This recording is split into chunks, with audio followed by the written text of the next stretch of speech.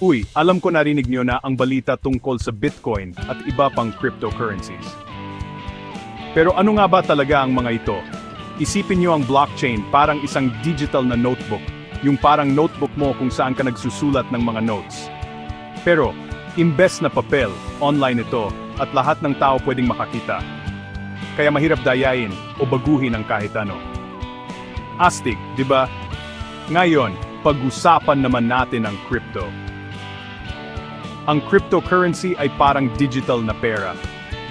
Siguro narinig nyo na ang Bitcoin o Ethereum. Isipin mo meron kang special na pera na pwede mong gamitin sa internet, pero hindi ito katulad ng pera sa wallet mo. Gustong-gusto ng mga tao ang crypto kasi decentralized ito. Ibig sabihin, walang isang tao, bangko o gobyerno ang kumokontrol dito.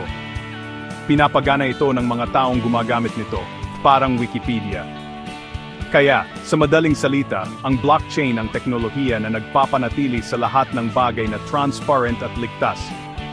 At ang cryptocurrency naman, ang digital na pera na magagamit mo dahil sa teknolohiyang iyon. Naintindihan? Ayos. Ngayon, handa ka ng pahangain ng mga kaibigan mo sa kaalaman mo tungkol sa crypto. Hanggang sa muli, patuloy na matuto at maging mausisa.